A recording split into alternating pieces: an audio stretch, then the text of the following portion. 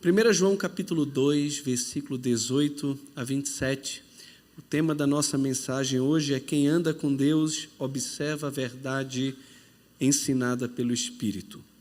Diz assim a palavra do nosso Senhor, 1 João 2, 18 a 27. Filhinhos, já é a última hora e como ouvistes que vem um anticristo, também agora muitos anticristos têm surgido, pelo que conhecemos que é a última hora. Eles saíram do nosso meio, entretanto não eram dos nossos, porque se tivessem sido dos nossos, teriam permanecido conosco. Todavia eles se foram para que ficasse manifesto que nenhum deles é dos nossos. E vós possuís unção que vem do Santo, e todos tendes conhecimento. Não vos escrevi porque não saibais a verdade, antes porque a sabeis, e porque a mentira alguma jamais procede da verdade. Quem é o mentiroso, senão aquele que nega que Jesus é o Cristo? Este é o anticristo, o que nega o Pai e o Filho. Todo o que nega o Filho, esse não tem o Pai.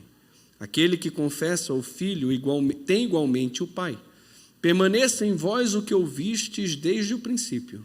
Se em vós permanecer o que desde o princípio ouvistes, também permanecereis vós no Filho e no Pai. E esta é a promessa que Ele mesmo nos fez, a vida eterna. Isto que vos acabo de escrever é acerca do que vos procuram enganar. Quanto a vós outros, a unção que dele recebestes permanece em vós, e não tendes necessidade de que alguém vos ensine. Mas como a sua unção vos ensina a respeito de todas as coisas, e é verdadeira e não é falsa, permanecei nele, como também ela vos ensinou. Amém. O apóstolo João está fazendo uma distinção aqui na sua carta entre o crente verdadeiro e o crente falso.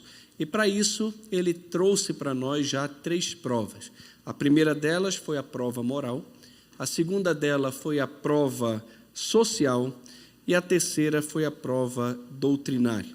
Agora o apóstolo vai exortar os crentes a permanecerem nessa verdade ensinada pelo Espírito Santo, e eles não deveriam dar crédito aos anticristos que estavam negando a messianidade de Jesus. Quando nós olhamos para a história da igreja, meus irmãos, quantas heresias têm surgido que negam a pessoa e a obra do nosso Salvador. Quão firme você está na doutrina a respeito da pessoa de Jesus? Você é capaz de defender a sua fé a respeito de quem é Cristo, daquilo que Ele fez, da sua natureza, da sua divindade?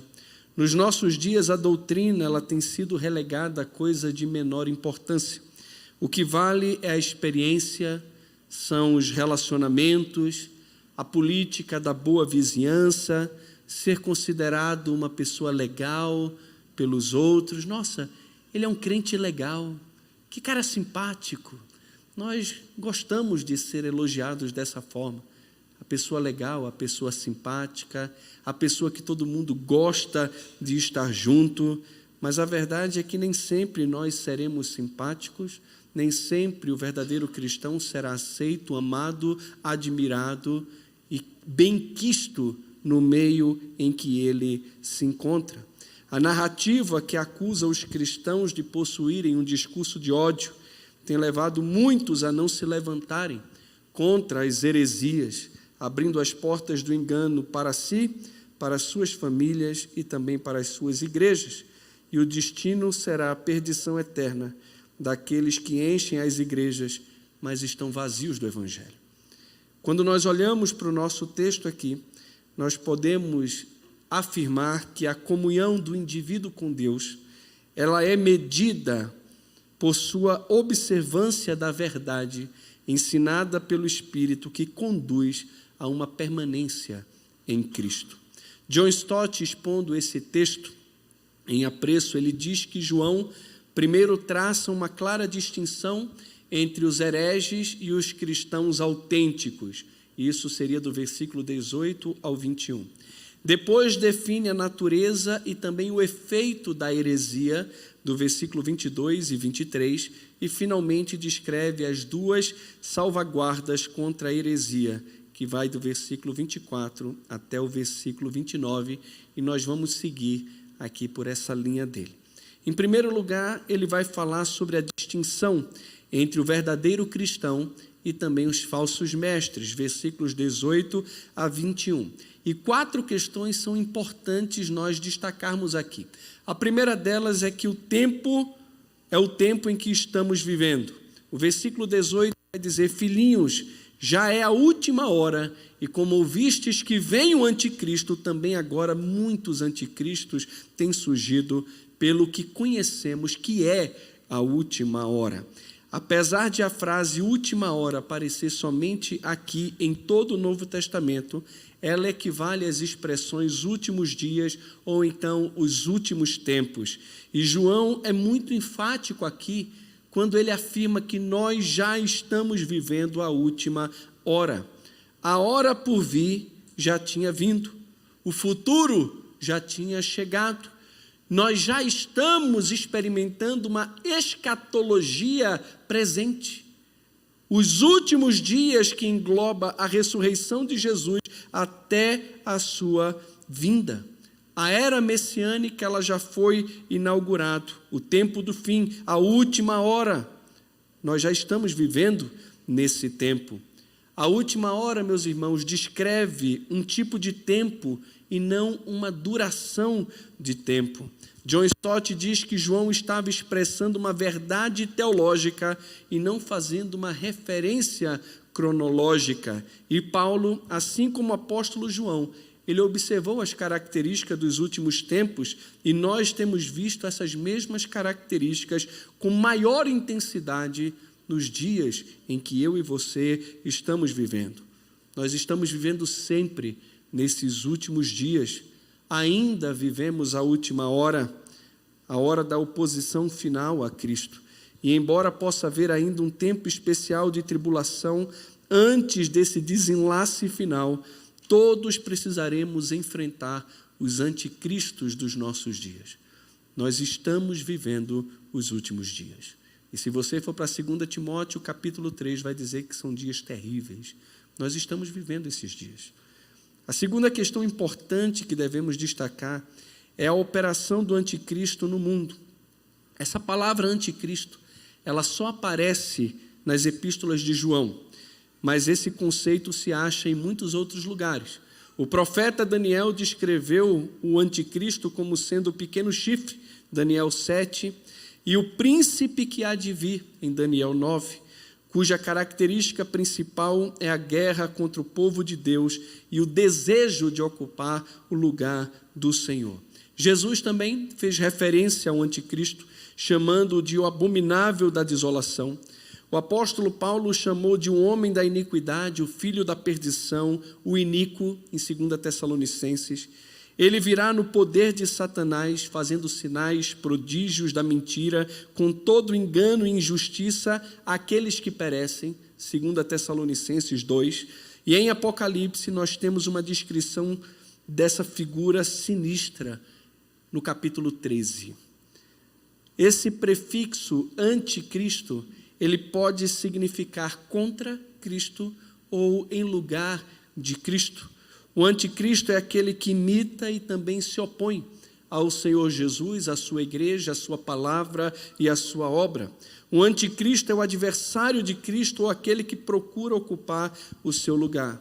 E o espírito do anticristo sempre vai estar por trás de toda doutrina falsa e por trás de qualquer prática religiosa que tome o lugar do nosso Senhor e Salvador, Jesus Cristo. Hoje nós podemos ter certeza de duas forças que estão operando no mundo. A verdade operando por intermédio da igreja e do Espírito Santo, mas também o mal e a mentira operando por meio da energia e dos estratagemas de Satanás. O espírito do anticristo, meus irmãos, já está em operação no mundo. Os muitos anticristos, eles são precursores do que ainda há de vir. Hernandes Dias Lopes diz que assim como Cristo é a encarnação de Deus, o anticristo será uma espécie de encarnação do diabo. Agora, da onde surgem esses anticristos? E essa é a terceira observação importante do nosso texto. Eles surgem, meus irmãos, de dentro da própria igreja. Veja o versículo 19. Eles saíram do nosso meio, entretanto não eram dos nossos, porque se tivessem sido dos nossos, teriam permanecido conosco. Todavia eles se foram, para que ficasse manifesto que nenhum deles é dos nossos. Os muitos anticristos que já vieram, em contraste com o anticristo que virá, são identificados como mestres humanos que abandonaram a igreja. E com a sua deserção, eles deram prova clara do seu verdadeiro caráter. O rompimento da conexão mostra a condição que eles tinham de membro sendo apenas exterior. E com a saída deles, as máscaras caíram. Aquilo que estava escondido veio à luz e eles se mostraram quem de fato eles são. As intenções perniciosas, todas elas foram manifestas. Fritz diz corretamente que João não relata apenas o fato de saírem da comunidade, mas vê também um propósito nele. Os hereges saíram por sua livre vontade, mas por trás dessa livre vontade, de acordo com o nosso texto, existe também um propósito divino. E olha o propósito: para que eles fossem manifestos. A sua saída foi seu desmascaramento. O fingimento não pode ficar sempre escondido. Alguns entendem, como Augusto Nicodemos, que esses homens eram pastores e mestres que acabaram sucumbindo, à atração oferecida pelas ideias daquela forma inicial de gnosticismo. E após terem apostatado da fé, saíram das igrejas e passaram a tentar convencer os demais cristãos, infiltrando-se nas comunidades e também fomentando as suas ideias. Eles não só abandonam a fé, eles tentam tirar da fé aqueles que estavam antes no seu círculo de relacionamento. A heresia tem muitas formas sutis. Uns colocam Jesus entre grandes mestres como Buda, Confúcio, Maomé. Outros sugerem que Jesus ensinou grandes princípios acerca de Deus, mas que está longe de ser o Deus encarnado. Ainda outros negam que a morte de Jesus na cruz foi uma expiação necessária para os nossos pecados. E o versículo de número 19, ele vai lançar luz sobre duas gloriosas doutrinas: a doutrina da perseverança dos santos e também da natureza da igreja. Somente aquele que persevera até o fim, meus irmãos, são salvos. É isso que a gente encontra lá em Marcos 13:13. Não porque a salvação é um prêmio da nossa perseverança ou da nossa constância, mas porque a constância do crente é o carimbo dos salvos. Se você foi salvo em Cristo Jesus, você pode ter certeza que você vai perseverar e vai permanecer até o fim. E não é porque você é bom, é porque Deus vai preservar a sua fé e vai dar a você constância. Judas, no final da sua epístola, vai dizer que Deus é poderoso para nos apresentar imaculados e com exultação diante da sua glória. Ele é poderoso para fazer isso, não nós. Se permanecemos, se somos constantes, é porque o poder de Deus tem agido com eficácia na nossa vida, demonstrando que, de fato, nós somos filhos de Deus. A constância é uma marca dos salvos. Os que caem e deixam a igreja total e finalmente nunca fizeram parte dela. Nem todos os membros da igreja visível fazem parte da igreja invisível, e somente o Senhor sabe aqueles que lhe pertencem. Talvez você seja uma das pessoas que está na igreja há muito tempo e não faz parte da igreja. Seu nome talvez esteja no rol de membros dessa igreja, mas não no rol de membros do livro da vida que o Senhor conhece. Você pertence ao Senhor, no Senhor Jesus. Nem todos que estão na igreja realmente pertencem à igreja. E o pertencer à igreja não garante que um homem pertença a Cristo pode ser que pertença ao anticristo. A quarta verdade muito importante aqui, que já entra agora no nosso texto e deixa um pouco a mensagem do domingo passado, é a marca do verdadeiro cristão que nós encontramos no versículo 20 e 21, que diz: e vós possuís unção que vem do santo, e todos tendes conhecimento. Não vos escrevi porque não saibais a verdade, antes porque a sabeis, e porque mentira alguma jamais procede da verdade. O que nós temos aqui de marca de um verdadeiro cristão? A primeira delas é unção. A proteção contra o anticristo está na unção que os crentes recebem. No Antigo Testamento, nós temos os sacerdotes, os reis e os profetas sendo ungidos e separados por Deus para um ministério especial. Na nova dispensação, na dispensação cristã, a unção com o Espírito Santo é um privilégio de todos os crentes. Nós fomos selados com o Espírito Santo como propriedade exclusiva de Deus. Temos o selo de Deus. A palavra de Deus diz em Efésios que depois que ouvimos a palavra da verdade, olha aí a verdade, o evangelho da nossa salvação, tendo nele também crido, fomos selados com o Espírito Santo da promessa, o qual é o penhor da nossa herança até o resgate da sua propriedade, em louvor da sua glória. Todo verdadeiro crente foi selado com o Espírito Santo. Augusto Nicodemos, quando diz que a unção a que João se refere ao Espírito Santo, ele diz que, em primeiro lugar, Cristo foi ungido pelo Espírito Santo por ocasião do seu batismo no Jordão, Atos 10, 38. Também Cristo é ungido, Daniel 9, 26, ele é o santo, Atos 4, 27 e 30, que unge os crentes com este mesmo Espírito quando eles se convertem ao Evangelho da verdade. E dessa forma, o que Jesus faz? Ele os separa e os consagra para Deus. E esta unção, ou selo, que é a presença do Espírito nos crentes, é a defesa contra o erro religioso propagado pelos anticristos. Pois o Espírito ilumina, guia e sela os cristãos na verdade, dando-lhes o verdadeiro conhecimento de Deus. Somente o Espírito Santo pode iluminar a nossa mente. Somente o Espírito Santo pode nos guiar a toda a verdade. Somente Ele pode fazer isso. Somente o Espírito Santo nos insere no corpo de Cristo, nos dá a capacidade para servir a Cristo e nos livra dos falsos mestres e nos dá a ousadia necessária, tanto para refutarmos o falso ensino, como também para ficarmos de uma vez por todas livres deles. É pela iluminação do Espírito da verdade que temos conhecimento, como o versículo 27 vai desenvolver. Os falsos cristãos no tempo de João, eles costumavam usar duas palavras para descrever a experiência deles. A primeira era conhecimento e a outra era unção. Afirmavam ter uma unção especial de Deus que lhes dava um conhecimento singular, mais elevados. Eles seriam os iluminados e, portanto, viviam em um nível muito mais elevado do que o restante das pessoas.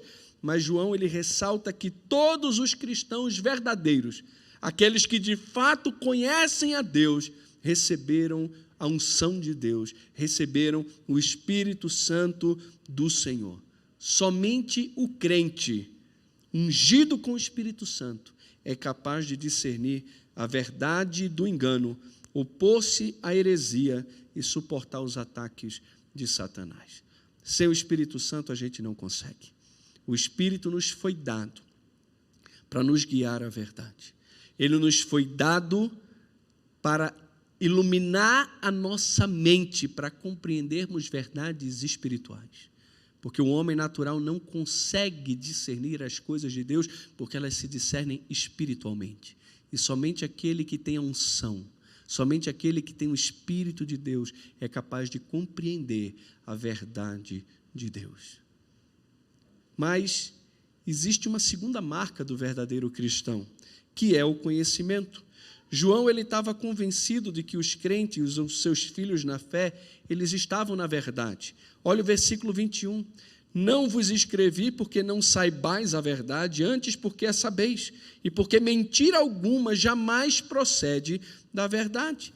E a verdade é que João está se referindo aqui ao Evangelho de Cristo, conforme pregado pelos apóstolos e registrado nas Escrituras. Eu não estou escrevendo a vocês porque vocês não conhecem o Evangelho. Eu estou escrevendo a vocês exatamente porque vocês conhecem o Evangelho de Cristo. Vocês conhecem a doutrina dos apóstolos. Vocês sabem a mentira, ou seja, os erros religiosos que surgiram no mundo, procederam não do puro Evangelho, mas de distorções dele, uma vez que a mentira procede do diabo. E por isso ele escreve. Então, conhecimento e unção andam juntos. E é uma pena que muitos crentes ignorem um ou outro. Ou valorizamos demais o conhecimento e nos dedicamos muito ao estudo da Escritura, ou então descambamos para o outro lado e queremos somente espírito, espírito, espírito, sem o conhecimento. Isso não existe. O conhecimento e o espírito, ou a unção, devem andar juntos. Eu dependo de Deus e busco crescer no conhecimento da palavra. Eu cresço no conhecimento da palavra, mas nunca desprezando a iluminação, a ação e o poder do Espírito no ensino pessoal. Não podemos ignorar. Não podemos. Iluminação, ação do Espírito nunca vai vir desassociado da palavra. A palavra de Deus é a espada do Espírito Santo. Quando ele age, age de acordo com a sua palavra e nunca contra ela. Nunca. A segunda verdade que nós podemos destacar no nosso texto é a natureza e o efeito da heresia. E nós vamos destacar duas verdades aqui no versículo 22 e 23. A primeira verdade sobre a natureza e o efeito da heresia é que quem nega a messianidade de Cristo é mentiroso e filho do diabo. Eita, pastor, o senhor pegou pesado. Sou eu não, vou ler o texto aqui. Quem é o mentiroso, senão aquele que nega que Jesus é o Cristo? Este é o anticristo, o que nega o Pai e o Filho. Perceba que para o apóstolo João não existe meio termo quando se trata de mentira. É verdade ou é mentira? Nós já vimos João falando aqui sobre duas mentiras básicas desses hereges. A primeira delas é que ele diz que é mentiroso aquele que diz que tem comunhão com Deus e anda nas trevas. Está mentindo. 1 João 1,6. Depois ele vai dizer que mentiroso também é aquele que diz que conhece a Deus, mas não guarda o seu mandamento. 1 João 2,4. O falso ensino dos que deixaram a igreja vai ser revelado agora. Eles negavam que Jesus é o Cristo. E assim o apóstolo João aponta para a terceira mentira básica dos hereges. É mentiroso por excelência aquele que nega que Jesus é o Cristo. Essa mentira ela é engendrada pelo próprio diabo, pelo próprio espírito do anticristo. John Stott ele afirma que a teologia dos hereges não é apenas defeituosa, ela é diabólica. A natureza diabólica da heresia é negar a encarnação, a morte, a ressurreição e a obra expiatória de Cristo. Vale lembrar que esses hereges aqui, influenciados pelo dualismo grego, eles consideravam a matéria essencialmente má e, por conseguinte, negavam a doutrina da encarnação. E, ao negarem a encarnação, negavam também a morte expiatória e a ressurreição do Senhor Jesus. Eles criaram para eles um Cristo místico, um Cristo falso, e certo segmento do gnosticismo, conhecido como docetismo, separava o homem Jesus do Cristo divino, e eles acreditavam que Cristo divino tinha descido sobre Jesus na hora do batismo, mas que na hora da crucificação, o Cristo divino havia deixado, e por isso Jesus clamar, Deus meu, por que me desamparaste?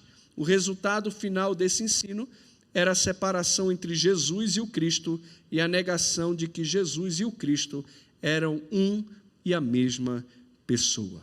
Então, João entra de sola aqui com dois pés no peito e diz claramente que a natureza e o efeito da heresia é que quem nega a messianidade de Cristo é um mentiroso e filho do diabo, é o anticristo. A segunda aqui é que a negação de Cristo implica na consequente negação do Pai. Todo aquele que nega o Filho, esse não tem o Pai. Aquele que confessa o Filho tem igualmente o Pai. Desvendando a natureza da heresia, João desenvolve agora o seu temível efeito, e que já mencionou no final do versículo 22. Afirma a verdade em termos absolutos, inequívocos, primeiro de forma negativa, depois de forma positiva. De forma negativa, ele diz: todo aquele que nega o Filho, esse não tem o Pai. De forma positiva, ele vai dizer: aquele que confessa o Filho tem igualmente o Pai. Meus irmãos, o nosso relacionamento com o Pai, ele precisa passar necessariamente pelo nosso relacionamento com o Filho. É somente o Filho que pode revelar o Pai aos homens. Jesus veio para manifestar a glória de Deus. Jesus Cristo disse: quem vê a mim, vê o Pai. João 14, 9. É impossível separar Deus Pai de Jesus. Negar a Jesus é negar todo o conhecimento de Deus, porque só Ele pode trazer a mim e a você esse conhecimento. Jesus veio para revelar o Pai. Ninguém conhece o Filho senão o Pai, e ninguém conhece o Pai senão o Filho, e aquele a quem o Filho o quiser revelar. Somente aqueles que Jesus decide revelar o Pai é que pode ter conhecimento do Pai. Negar a Jesus é estar separado de Deus, porque a nossa comunhão com Deus depende da nossa resposta a Jesus. O próprio apóstolo João, ele escreve: aquele que tem o Filho tem a vida, aquele que não tem o Filho de Deus não tem a vida. 1 João 5, 12. Não podemos ter comunhão com aqueles, meus irmãos, que negam verdades essenciais da fé cristã. Não há unidade fora da verdade. Não existe. Nós já vimos isso na primeira mensagem aqui dessa exposição de 1 João. Essas coisas vos escrevo para que tenhais comunhão conosco. E a nossa comunhão é com o Pai e com o seu Filho Jesus Cristo. Quer ter comunhão conosco, vocês precisam falar a verdade e confessar a verdade sobre quem Jesus é. Caso contrário, vocês não terão comunhão conosco, porque a nossa comunhão primária, acima de tudo, inegociável, é com o Pai e com o seu Filho Jesus Cristo. Onde a teologia é desprezada, a vida cristã entra em colapso. E é uma pena constatarmos com profunda dor o desprezo que a atual igreja tem com a doutrina e com a palavra de Deus. Estamos vivendo um tempo de analfabetismo bíblico, um tempo de reavivamento em muitas denominações que ignoravam as Escrituras e que hoje se voltam à palavra, mas um tempo de muito analfabetismo bíblico por parte da maioria dos crentes que não querem saber de estudar as Escrituras, deixaram a sua vida devocional, a leitura diária da palavra de Deus e não sabem nada das verdades ou dos princípios elementares dos oráculos de Deus. As pessoas não querem discutir doutrinas, querem apenas relacionamentos. Lopes, ele narra um caso interessante ocorrido com um grande evangelista inglês, George Whitefield, que, conversando com um homem acerca da sua fé, o evangelista inglês pergunta: em que o senhor crê? Eu creio naquilo que a minha igreja crê.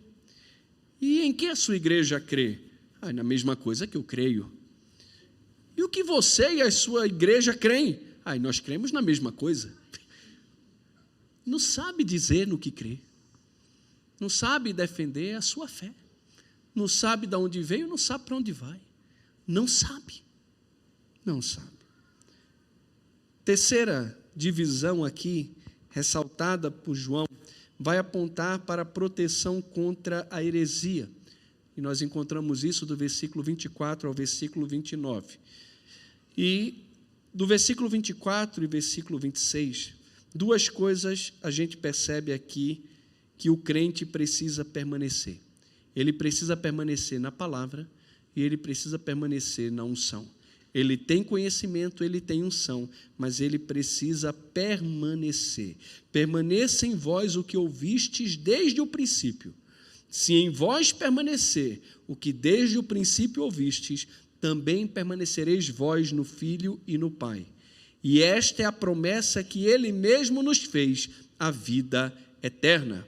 Isto que vos acabo de escrever é acerca do que vos procuram enganar.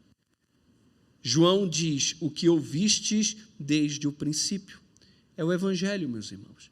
É o ensino apostólico, a mensagem original que foi pregada. Não tinha mudado, não iria mudar, e os cristãos precisam sempre ser conservadores na sua teologia. Ter coceira nos ouvidos e correr atrás de novos mestres, dando ouvidos a um, a outro, vai fazer com que você nunca chegue ao conhecimento da verdade. Essa é uma das características dos últimos dias. Os homens vão rejeitar a verdade, vão se entregar às fábulas, como que sentindo coceira nos ouvidos, vão atrás de falsos mestres. Tem gente que está procurando sempre algo novo. O Evangelho não é novo, ele é antigo. E a vida cristã autêntica, frutífera, madura, constante, é aquela que não busca por novidade, mas que permanece nos mesmos princípios, na mesma verdade de sempre. Cristo Jesus veio ao mundo para salvar os pecadores. Quem crer nele tem a vida eterna. Não entra em juízo, mas passou da morte para a vida. E ponto. O Evangelho é simples. A verdade é simples. A vida cristã é simples. Basta ter fé, esperança e amor. Como nós vimos no retiro. Tem gente querendo construir colunas que não sustentam nada.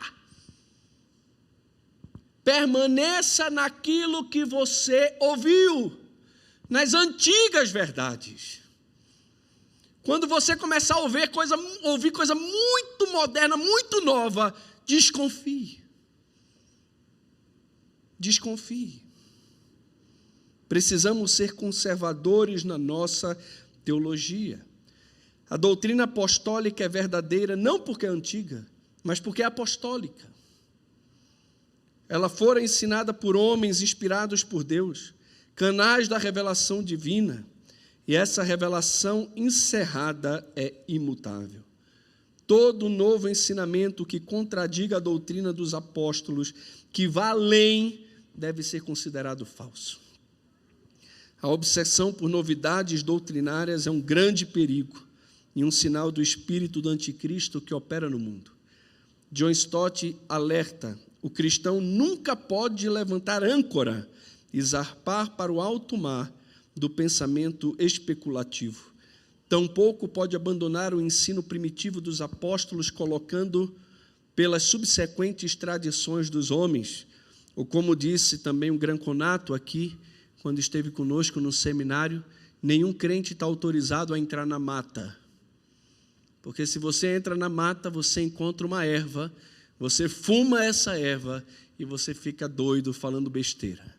Então, a gente não se entrega às fábulas.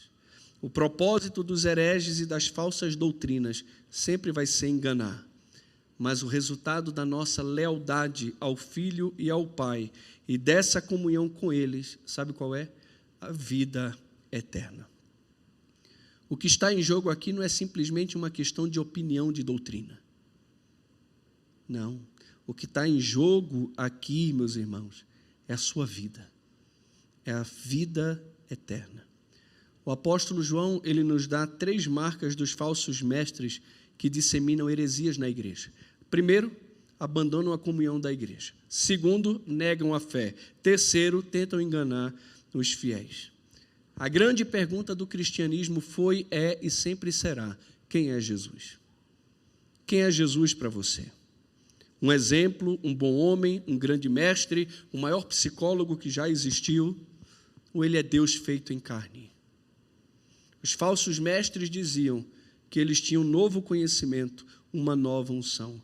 Mas João rebate dizendo que os crentes é que têm um verdadeiro conhecimento, a verdadeira unção. E que negar a Cristo é negar sua morte e ressurreição, obra expiatória. Negar a Cristo é esvaziar o cristianismo. E o nome disso é satanismo. Os falsos mestres, eles são proselitistas. Eles não vão atrás dos perdidos. O alvo deles são os cristãos. Eles não permanecem na verdade e eles se enganam e vivem para enganar. Satanás, ele é um falsificador. Os seus ministros são falsos, pregam um evangelho falso, produz cristãos falsos que dependem de uma falsa justiça. Na parábola da semente e do joio e do trigo, Jesus e Satanás, eles são retratados como semeadores. Jesus, ele semeia o evangelho do reino, mas Satanás também semeia os filhos do maligno. E Hernandes Dias Lopes diz que o principal estratagema de Satanás em nosso tempo é semear impostores em todo lugar, onde Cristo planta cristãos verdadeiros. Assim, é importante ter a capacidade de distinguir entre o autêntico e o falso, e separar as verdadeiras doutrinas de Cristo das doutrinas falsas do anticristo. Então, a primeira marca de um cristão verdadeiro e a primeira arma contra a heresia é o conhecimento, é permanecer na verdade. A segunda é permanecer na unção. Devemos permanecer na unção do Espírito que recebemos, em vez de buscar experiências fora das Escrituras. João escreve: quanto a vós outros, a unção que dele recebestes permanece em vós, e não tendes necessidade de que alguém vos ensine, mas como a sua unção vos ensina a respeito de todas as coisas, e é verdadeira e não é falsa, permanecei nele, como também essa unção, vos ensinou. A palavra é uma proteção objetiva. A unção do Espírito é uma experiência subjetiva, mas o ensino apostólico e o mestre celestial são ambos necessários para a continuidade na verdade. E esse equilíbrio bíblico precisa ser preservado, meus irmãos. É mediante a palavra e mediante o Espírito Santo que nós permanecemos no caminho. Blaney, ele tem toda a razão quando diz que o Espírito Santo é o protetor da ortodoxia. Ele é o mestre da verdade não adulterada. Ele é o avalista de que o nosso relacionamento duradouro com Deus é uma compreensão inteligente, bem como a intimidade emocional. Mas alguém pode dizer: pastor, que negócio é esse de que não tem necessidade de que ninguém vos ensine? Será que João está dizendo que não há necessidade de pastores e mestres na igreja?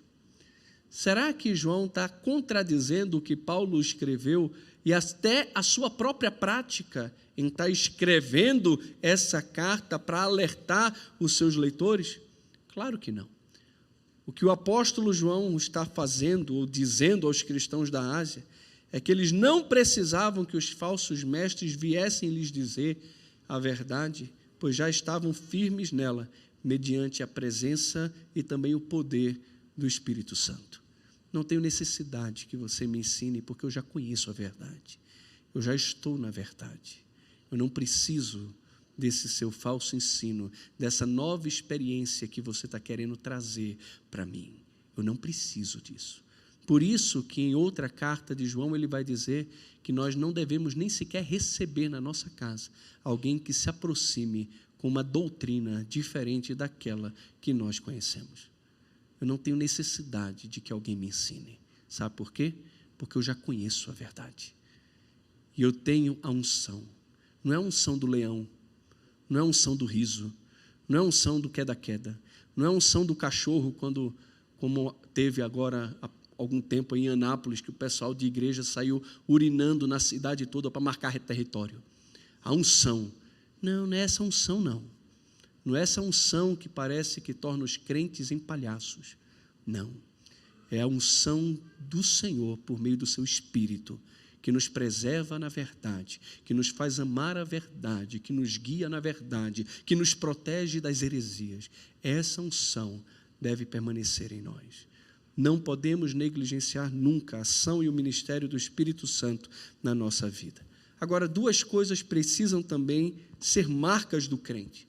A primeira delas é a esperança da segunda vinda de Cristo e a outra é a prática da justiça. Olha o versículo 27, filhinhos, agora, pois, permanecei nele, para que, quando ele se manifestar, tenhamos confiança e dele não nos afastemos envergonhados na sua vinda. Os dois últimos versículos do texto em apreço formam uma ponte entre os dois capítulos. O versículo 28 é um rápido sumário de todo o capítulo 2, e o versículo 29 é um prelúdio do capítulo 3. O apóstolo João, ele nos diz que o verdadeiro crente é aquele que, em vez de ser enganado pelos anticristos, prepara-se para a segunda vinda do Senhor. Os homens reagirão à segunda vinda de Cristo de duas formas. Uns terão confiança e outros serão envergonhados.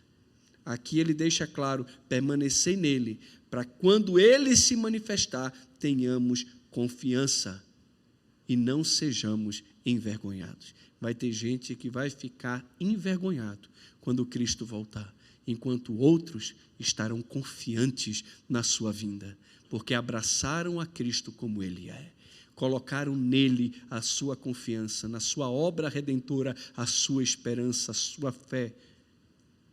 Não se entregaram às fábulas, às heresias e a ensinamento que partiram da elucubração humana. Não.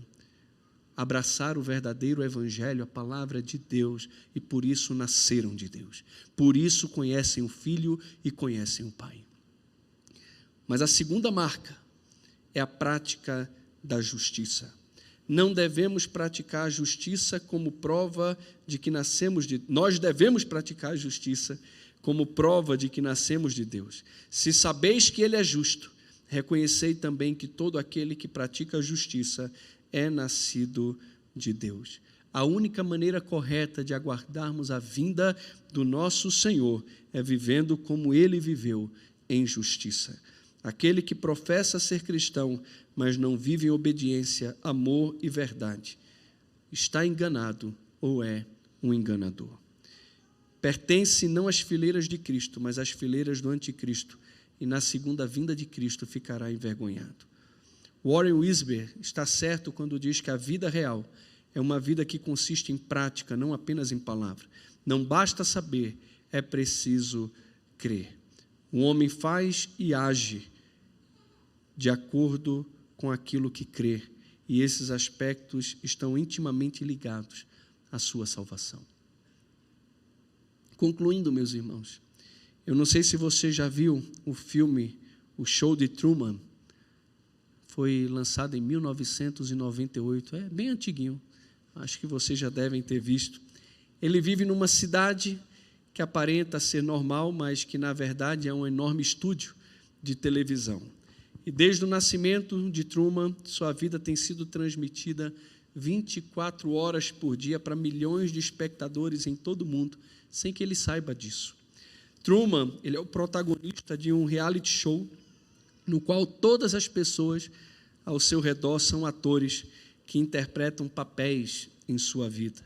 O seu cotidiano é meticulosamente controlado e eventos e situações são criados para manter Truman dentro dos limites da cidade.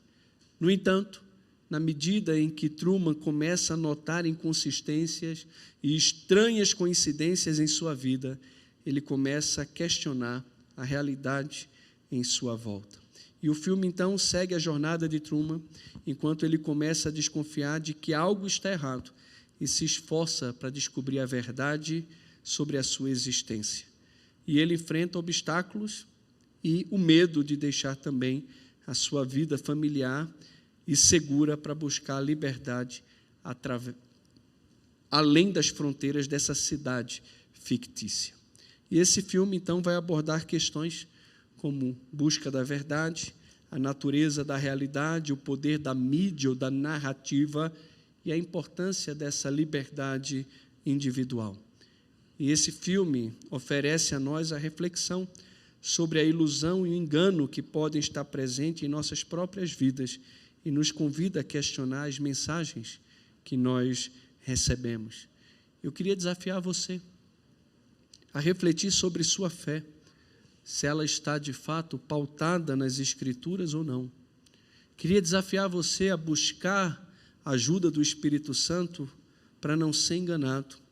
E se perceber que está entregue ao engano, rompa com o engano, ande na verdade, e você vai descobrir que a verdade é uma pessoa, é Jesus. Talvez você tenha entrado no engano de hereges que têm ensinado mentiras a respeito de quem Jesus é. E essa mentira que você abraçou está encerrando você na condenação eterna. Rompa com o engano. Tem pessoas querendo controlar a sua vida. E o pior de tudo é que muitas vezes você se deixa controlar. Você se deixa enganar. Existe toda uma estrutura, toda uma produção controlada por Satanás para enganar, ludibriar, manter encerrado no erro as pessoas. Muitos estão cegos, não conseguem ver a verdade.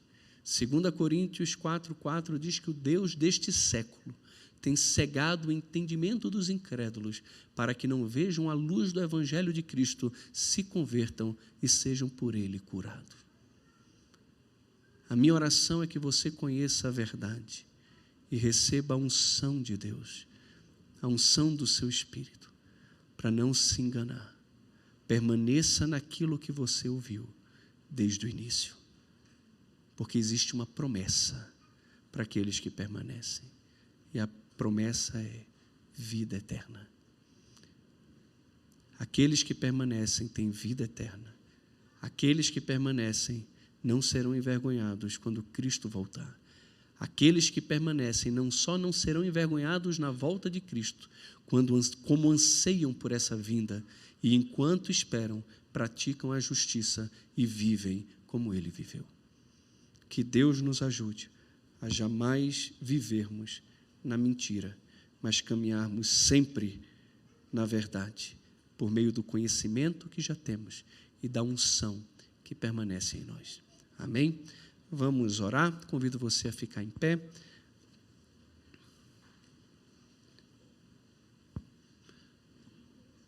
Vamos orar. Eu vou impetrar a bênção. Você senta, por favor. Vai ter o vídeo do retiro que eu esqueci, tá bom? A gente vê e depois vocês saem. Amado Senhor, muito obrigado pela Tua palavra. Obrigado, Senhor, porque temos conhecimento e temos unção. Obrigado porque não precisamos que ninguém nos ensine, porque já conhecemos tudo o que precisamos no Evangelho. Sabemos que somos pecadores e que Cristo veio ao mundo como homem e morreu numa cruz em nosso lugar, ressuscitou ao terceiro dia, foi assunto aos céus e um dia voltará para buscar a sua igreja. Nós cremos nessa verdade, cremos que Jesus é Deus e se fez homem e morreu numa cruz em nosso lugar. Cremos que todo aquele que crê em Cristo não entra em juízo, mas passa da morte para a vida.